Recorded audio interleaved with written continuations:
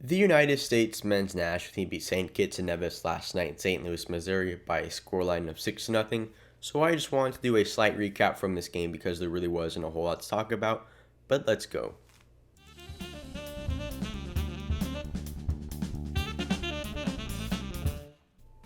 So looking at the scoreline real quick, we won 6-0 via a brace from Georgi Mihailovic, a banger from Brian Reynolds. I don't care what level you're at, that is still a really good goal at any level. And then Jesus Ferreira obviously got himself a hat trick, which put US men's national team Twitter in a complete frenzy last night. But we'll discuss that more in a second. But honestly, this game really could have been 9, 10, 11 nothing. There were so many missed opportunities. So if Jamaica does end up beating us on goal differential in the group, I'm going to be pretty mad about that because we easily could have put away 10. Even though with St. Kitts, there's not a whole lot to write about, but let's get into maybe a few of the good things and a few of the bad things, and if we can draw any conclusions from last night. So looking at the good from last night, honestly, this is kind of tough to talk about because if you did not have a good game last night, then you played terrible. That's just kind of how the bar is set in this type of game against that type of competition. But three players just to highlight real quick: Brian Reynolds, Georgi Mihailovic, and Jalen Neal. Even though they play good and they didn't really raise their stocks because they're expected to play well, you can see the quality that these three players offer in both of these games, and they're just kind of a level above everybody else in the squad. Brian Reynolds also, again, had a good game. You can't take much from it, but you can see he's a clear upgrade from DeAndre Ayton. He has a pretty high potential.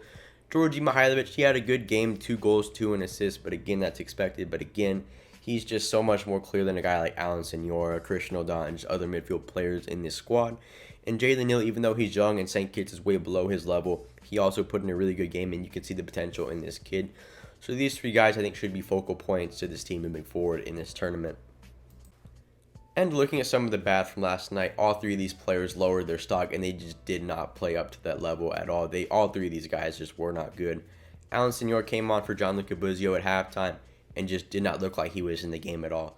Slow on the ball, missed a few sitters, just missed a couple critical passes. I just think Gianluca Buzio completely outplayed him and definitely has a case to be starting for the rest of the tournament. Senor also did not have a very good game against Jamaica either, so I have not been impressed with him so far. Alex Sendejas was supposed to be one of the focal points in this Gold Cup team. Didn't have a great game against Jamaica, but man, he was horrible last night, to be completely honest. A lot of sloppy touch, just missed a lot of shots, just was really slow on the ball, did not move it around. I just don't think he did enough to be able to say, okay, this guy is an A-team player. He just has not been good enough throughout this tournament. I really expect more from Alex Sendejas. The good news for him, though, is he doesn't have much competition on that right-hand side, so I think he's going to be starting moving forward.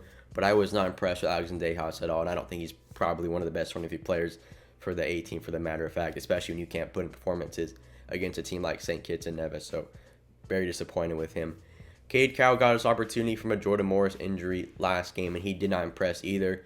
Just looked like he was really stiff in that final third, didn't make a lot of decisive plays. I just think he got in some good spots too. He just did not have that ability to be able to put the ball in the net or make that final pass.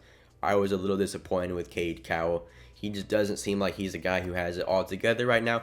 Does he have some potential? Sure, but I just think there's so many things lacking in this game that I was not impressed with Cade Cowell whatsoever. So, last night, to conclude, we did not learn anything crazy at all. Coming into the tournament, we knew certain things about certain players and they were to be expected and translated into these games. My first takeaway would be don't overreact. This scoreline means nothing. If anything, it should have been even higher. I just think that a lot of these players are getting hyped for this type of performance, and it is just kind of unjustified in my opinion. For example, take a guy like Jesus Ferreira. He scored a hat trick last night. Like, good for him. Nobody is upset that he scored a hat trick. It's just the fact that people are trying to hype him up and say he is an A-team caliber player. For that fact, he's not even, at best, he's the fourth best striker that we have at the moment. Any of our strikers in that pool, you could have probably put Christian Ramirez and he could have scored a hat trick in that game. Like, that just doesn't really mean anything. The win, like I said, just, okay, we won. Like, let's just move on. 6-0. A very terrible team. It just, there's no need to be excited about it. Some of these players, like I mentioned in the last slide, do not belong with the A-team. Guys like Sendejas, Senora, when they're putting in these subpar performances against these really low competition players, what makes you think they're going to be able to consistently translate it at a higher level against teams like even Honduras, Costa Rica, Mexico? I just don't see it. I just think we have better options than some of these guys. And then win Sunday, we won, we got to move on, and we got to be able to top the group. That is the only objective because I don't really want to be in a position to play Canada in the quarterfinal or even play Mexico in the semifinal. So I just want to continue to win and roll along in this tournament and see if we can win that trophy. So those are my takeaways from this game. I just, again, don't have too much to be excited about. I did like a few things, but I'm not going to get too overly worked, but we will see. There's still some things to be sorted out throughout the rest of the tournament.